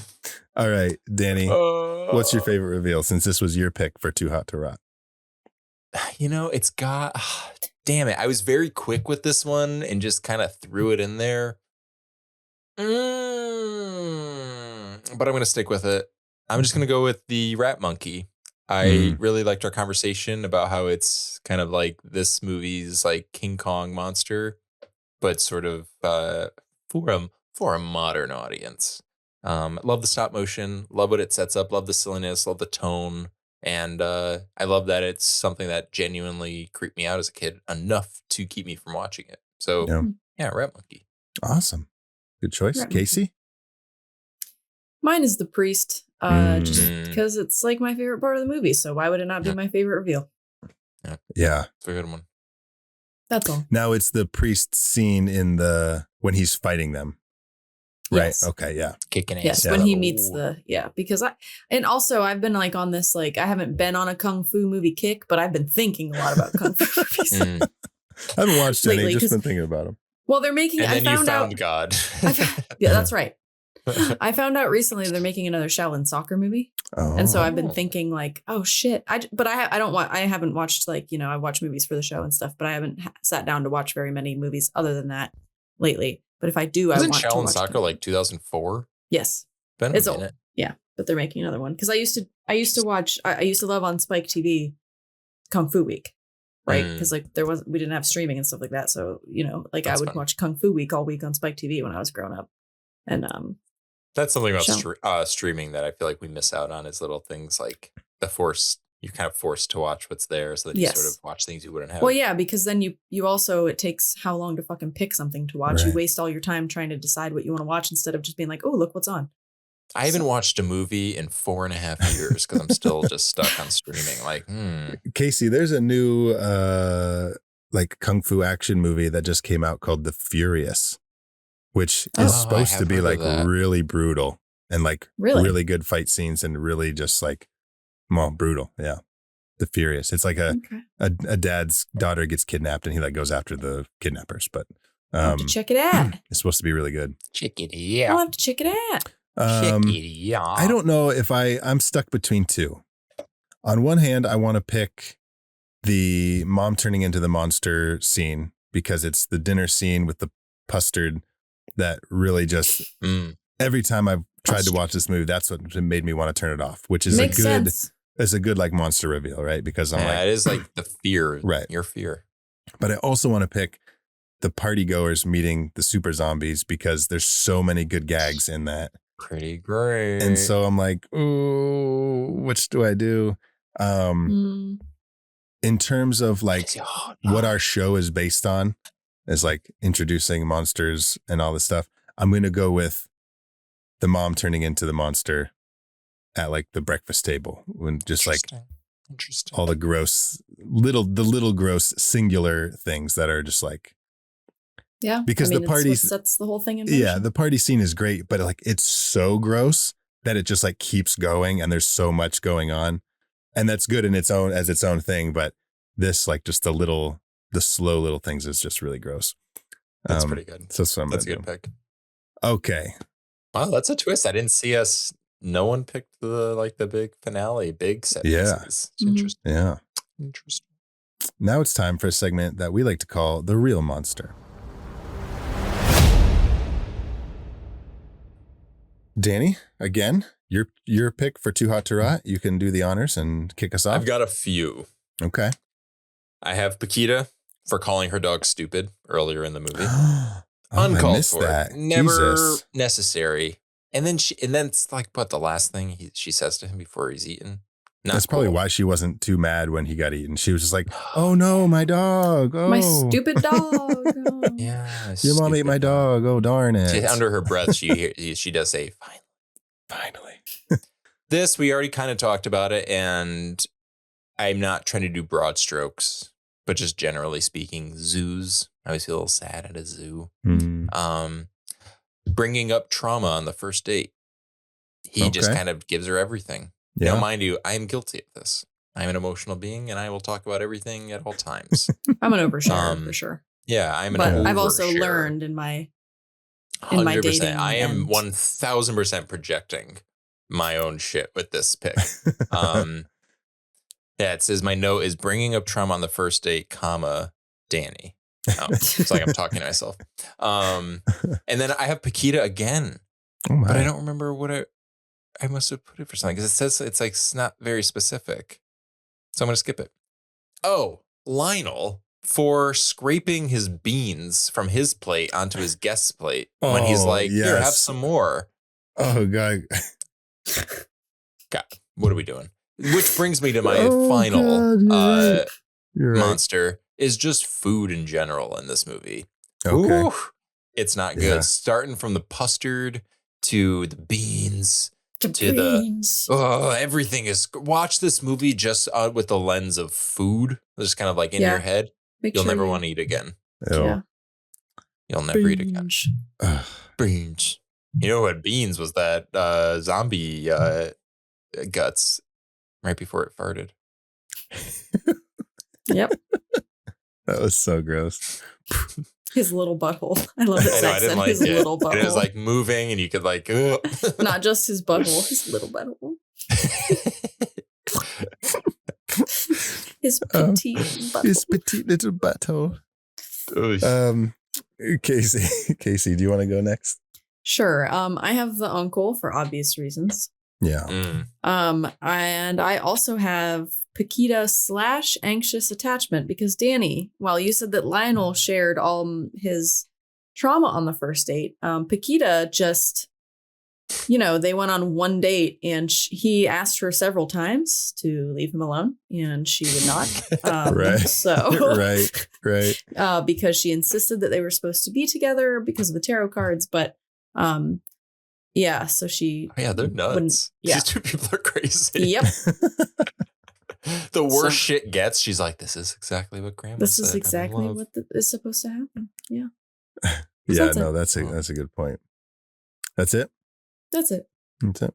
Her grandma mentioned something about being head over feet, but she didn't realize it meant like their head was being ripped like through their feet. I've got Lionel's uncle, obviously. At one point he calls Paquita, he's talking to somebody else and he says like, where's Paquita? Basically, but he doesn't say her name. He says the little Latin number with the cute bum. Jeez. And I was like, ooh. And there's also like at the funeral, the mom's funeral, there's like again, it was one of those scenes that was like discolored. So I can only assume it was a cut scene where he like sits behind her in one of the pews in the church. And he says something about like, here, come have some drinks with me later and I'll take your mind off stuff or something like that. It's like very gross. Yep. I don't like him. I've got the punk's piss in the graveyard. Oh, that's right. I should have put that too. It's like green or dehydration. Something. He's like very I severely dehydrated. He needs to drink some water. Like it's probably a good thing he turned into a zombie because he was going to die. Yeah, he needs the hydration. Yeah. Casey, you mentioned this at one point. There's a guy in the party who's like lifting up a lady's skirt as she's like sitting on the couch and he like looks up it. I've got him. And then finally there's this nerdy guy who gets his head chopped off and there's like a gag with the head later. It keeps like getting kicked around the house. But he like cut like right here with the glass. Yeah. But before he gets killed, he says like he's like trying to like plead for himself. He's like no. He says some of my best friends are pedophiles. What? Yeah. And I was like, earlier they mentioned something in passing. You hear him mention that, but I don't remember the context. But it's he said something about pedophiles earlier, and it's like kind of like banter, like party banter. Yeah, and he's like trying to. And then right before he gets killed, he goes like, "No, wait, some of my best friends are pedophiles," and then they kill him, and it's like, I couldn't believe it. I was like, "Wait a second, did I miss something?" Gotta rewatch Dead Alive. Yeah, so insane. The nuances. So yeah, those are my real monsters. Those are good. Now for our final segment, would you survive?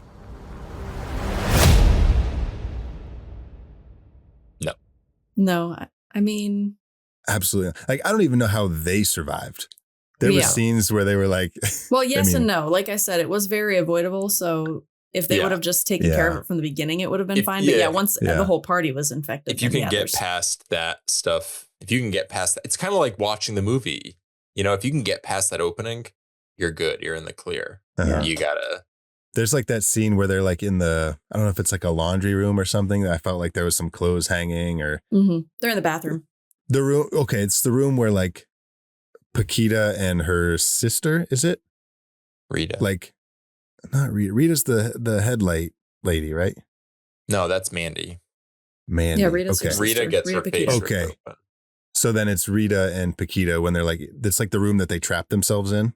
They like barricade. Earlier, Lionel's in that room with her and they're surrounded. And I was like, there's no way they're getting out of this. Yeah, I also loved when they were in that room and they were trying to get out the window, how clearly it was a soundstage. Like they didn't even try to make the outside look like the outside. It was just black room behind them. That's funny. But yeah, there's no way I would survive that if I was in that house. I'd be getting chopped up in a lawnmower at some point because I'd be a zombie. Your little butt.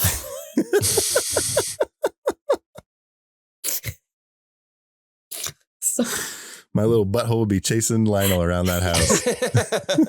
Get over here. Oh, God. Yeah, apparently it talks too.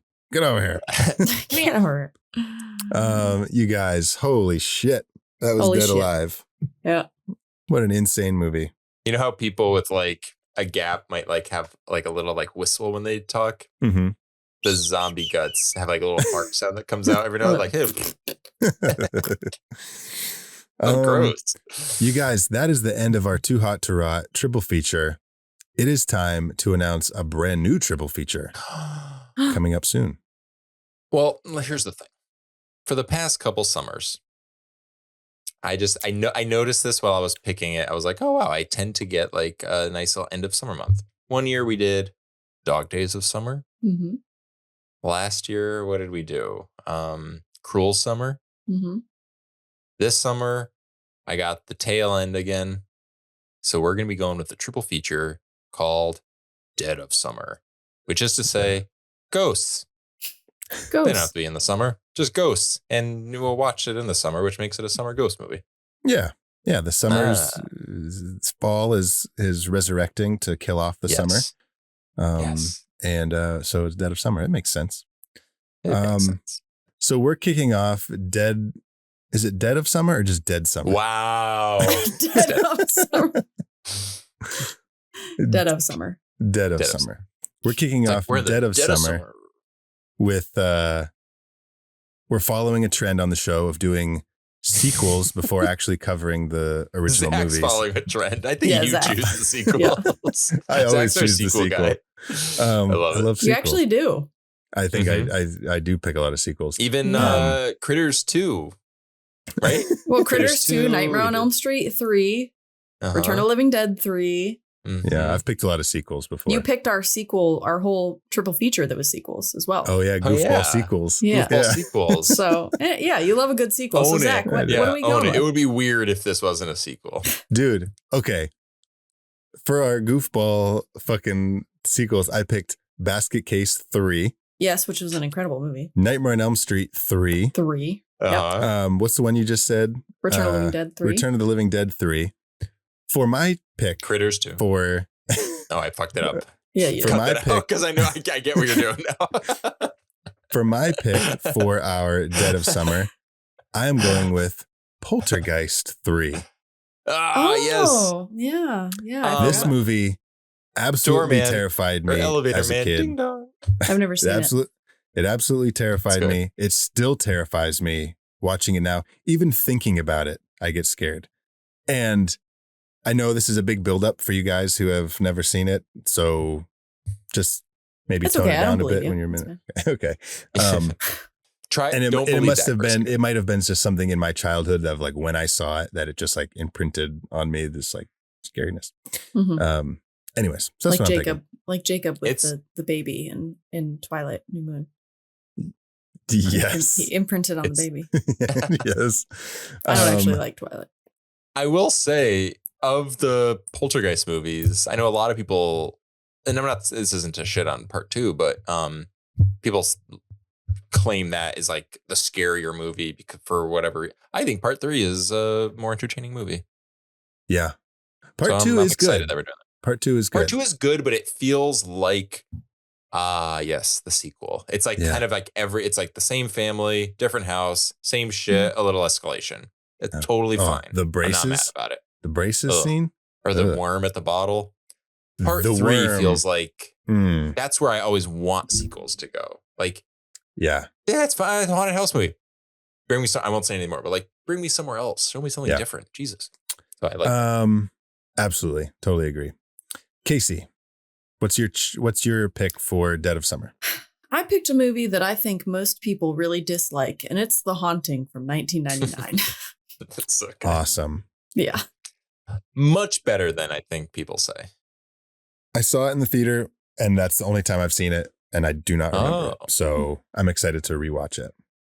I remember the summer, it was 99 when it came out.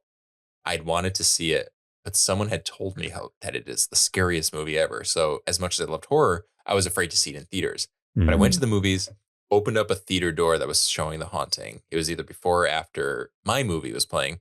And I must have just built it up in my head because whatever I saw, I had no context and I was just so much more scared. So I was terrified about seeing this movie. Hilarious. I saw it. It's not as fine. scary. It's a spooky little movie. It's fun. But I have good memories about the movie, basically. Okay. And it was a summer release. Mm-hmm. So it feels like that movie weirdly does feel like summer. And Casey, what's your history with it? I recently started watching it and fell asleep, not because it was bad, just because that's what I do when I watch movies, because I go to bed at 7 p.m. And you start all your movies at 6:59. Yeah. You're like, why do I sleep at 7? I really liked it when I was younger.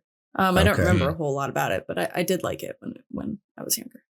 Awesome. If memory serves, the thing that my biggest real like gripe with it was like the special effects feel a little dated. But other 1999. than that, I mean, it's a goofy ghost story. I remember the music is really fantastic. Awesome. Yeah. Danny, your pick for your own triple feature, Dead of Summer. For my own, I was going to go a very different direction, but even though this triple feature has nothing to do with summer movies, it was in the back of my head, and then I decided I want to wrap up summer with a summer ghost story, and I went with John Carpenter's The Fog. Nice. Which I'm very excited about. We've done a watch party with it, but not a proper episode. Yeah, it'll be cool. That when we did that watch party, that was the first time I had seen it. So I didn't. I wasn't there. That was the double when you guys did a double suite. And that's right. And I've never seen The Fog either. So yes. Oh, this is so exciting. This is really Can exciting. I be really honest and say that I'm very glad you didn't go with that other movie? No, I am. I would have fucking died, Danny. I wouldn't have been able to. What were you going to pick, Danny? We were going to do Qui-Gon. It's a 3-hour movie. It's not in English, which is fine. We've done, movies that are not in English. It's just, it's a long movie. It's just, it would be a lot for us to digest in what is already a very busy, distracting summer. And then I was like, you know what? The Fog is one of my favorite horror movies of all time. It embodies exactly the vibe I want to wrap up summer with. I'm actually quite happy about this. I'll watch Quiet on my own someday. Yeah. I thought it would be a good conversation, but I could also see it being like, maybe this isn't the time for that or the place. Yeah. I appreciate it. Looks really good. It looks beautiful. We are going to do a commentary, a watch party, and a bonus episode on it. But I was like, the main feed? No. All right. Well, that's exciting. I'm looking forward to Dead of Summer triple feature. Let us know what you think of Dead Alive. Find us on social media at How I Met Your Monster. Yeah, we want to hear your thoughts on your experience with Braindead, Dead Alive, whatever you call it, and what grossed you out the most. So find us on social media. Where can our listeners find you guys on social media? I am on Instagram at ratbastardcasey. Yeah, just changed your name. Rat Bastard I did Casey. it after Fuck yeah. 18 years. From How how long has Instagram been around? I don't know. 17 years. 17 years. No, No, I'm doing a serious year because life. I'm 36 and I know I had it in Florida, so it's been at least 13 years. It's been at least 14 years that Instagram. I feel like I got it at around either between 2009 or 2010 or 11. Yeah. I was gonna say. I think I got mine in 11. So yeah. Wow, crazy. So like 15 years, 16, 6. Okay, yeah, you got it. 14. Yeah. Rat Bastard Casey. All right, Danny. Oh, you can find me on pretty much nowadays on Letterboxd and Instagram, just at my name, Danny Salem, DANNY SALEMME. That's 2 M's, like the candy, melt in your butt, not in your hands. Wonderful. And I do recommend you guys following Danny on Letterboxd. His reviews are amazing. I just watched. What about my Instagram? My Instagram is hilarious. Avoid it at all costs. It is really good. You need to follow Casey at Rat Bastard Casey I'm just on Instagram. kidding. I don't even post anything on there. But I went looking for, after I watched Send Help, I went looking for Danny's Letterboxd review of Send Help, and I found it right next to his review of one of my favorite Jean-Claude Van Damme movies of all time, Hard Target. So you can find a lot of some gems on Danny's Letterboxd. And including that he's got Running on Empty in his top 4 movies of all time. Top 4. It's good. Running on Empty is amazing. I almost feel like I have too many coming up. You want your Letterboxd top 4 to sort of like paint a picture of who you are and what you like. I've got Billy Elliot up there and Running on Empty. And I'm like, are there too many coming of age movies? Because I also have Scream and Wet Hot American Summer, which are like, okay, Interesting. That's my horror. I get it. There's Wet Hot. I'm a little silly. Yeah. And I'm a little schmaltzy. So I've got Billy Elliot. Running on Empty. I do that last spot is usually pretty fluid. I tend to swap it out. Yeah. Man, I love Running on Empty. When I saw that on your top 4, I was like, oh, there's a movie that not many people talk about anymore. And I think it's a perfect movie. I think it's a masterpiece. It's so good. Okay. And you can find me on social media at Zach Winsick. Join us for Dead of Summer. And until then, thank you all for listening. Now go meet some monsters.